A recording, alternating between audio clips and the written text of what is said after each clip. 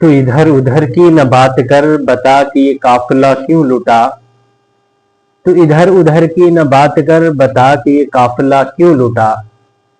مجھے رہزنوں سے گلا نہیں تیری رہبری کا سوال ہے۔ آپ سب کو یوسف شاشی کا پیار بھرا سلام قبول ہو۔ جموں کشمیر کی خوبصورت مگر پسماندہ خطے ڈوڈا کی تحصیل کاہرہ میں واقع ایک ایسی پنچایت جو صدیوں سے اس انتظار میں ہے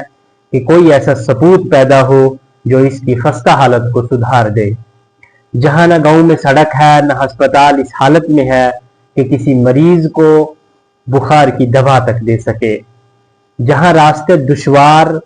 اور اسکولوں کی حالت نہایت ہی خستہ ہے۔ جی ہاں، ہم بات کر رہے ہیں پنچایت باتھری کی، جس کی کل آبادی تقریباً 5000 افراد پر مشتمل ہے۔ یہ پنچایت صدیوں سے ترقی کی دہلیز پر دستک دے رہی ہے، لیکن تاحال نہ کوئی ہسپتال ہے، نہ کوئی گورنمنٹ دفتر ہے اور نہ ہی قابل ذکر سڑکوں کی کنیکٹیویٹی۔ لوگ آج بھی دور دراز علاقوں سے میلوں سفر طے کر کے بازار تک پہنچتے ہیں اور وہاں سے اپنے روزمرہ کی اشیاء اپنی پیٹھ پر لاد کر واپس اپنے گھروں تک چلے جاتے ہیں۔ باتھری پنچایت کے حالات یہیں تک محدود نہیں ہیں، اس کے اندر بہت ساری خرابیاں موجود ہیں جو ہم ایک ایک کر کے آپ کو بتائیں گے۔ باتھری پنچایت کے اندر کتنے گاؤں آتے ہیں، سب سے پہلے ہم ان پر ایک نظر ڈالتے ہیں کہ باتھری پنچایت کے مختلف گاؤں جیسے کہ میرپورہ، سلطان پورہ، خان پورہ، ہوٹن، ڈوگرا محلہ، سنوٹ، پھولن باغ، گھڑمالو، تاس محلہ، بیرواڑ، ڈوگرونڈ، بھرنو اور دیگر کئی محلے جو آج بھی بنیادی سہولیات سے بالکل محروم ہیں۔ تعلیم کا حال بھی کچھ مختلف نہیں ہے۔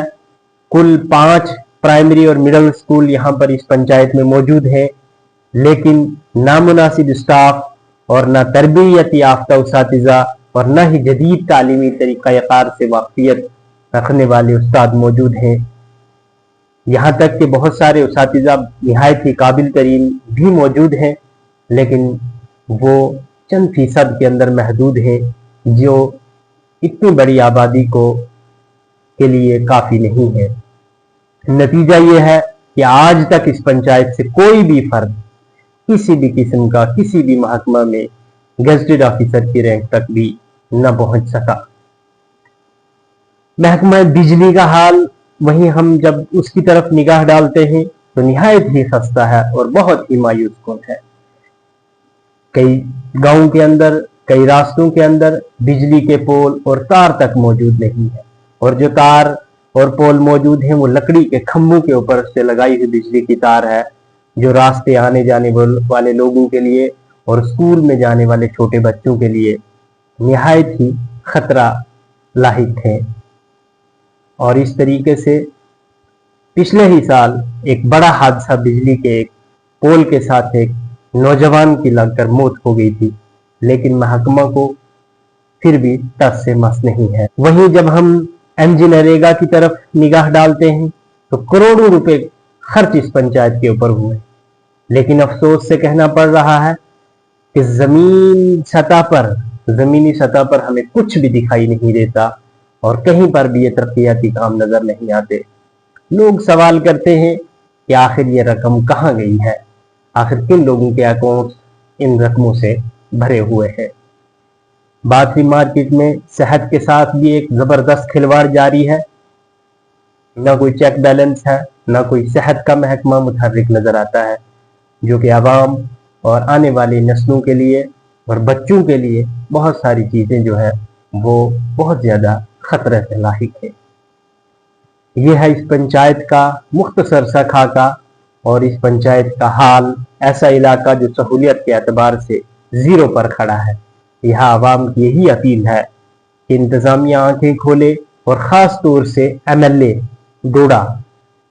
جن کو جو ہے عوام نے یہاں سے بوریوں میں ووٹ بھر بھر کر دیے ہیں، اس امید پر کہ ہم لوگ جو ہے وہ صدیوں سے ستائے ہوئے ہیں، ہمارا کوئی رہبر نہیں بنا ہے، تو آج اس امید پر لوگوں نے آپ کو ووٹ ڈالے ہیں، امید کرتے ہیں کہ آپ ان محرومیوں سے، ان اندھیروں سے اس عوام کو ضرور نکالیں گے۔ اب آپ لوگ ہی فیصلہ کیجئے کہ کیا باکری پنچایت کبھی ترقی کی راہ پر گامزن ہو سکتی ہے،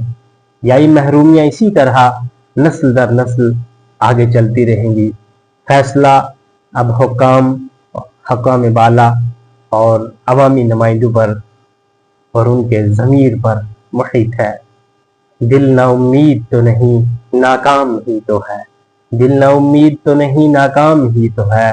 لمبی ہے غم کی شام مگر شام ہی تو ہے۔ اپنے میزبان یوسف شاشی کو اجازت دیجیے، ملتے ہیں ایک اور ویڈیو کے ساتھ، تب تک کے لیے خدا حافظ۔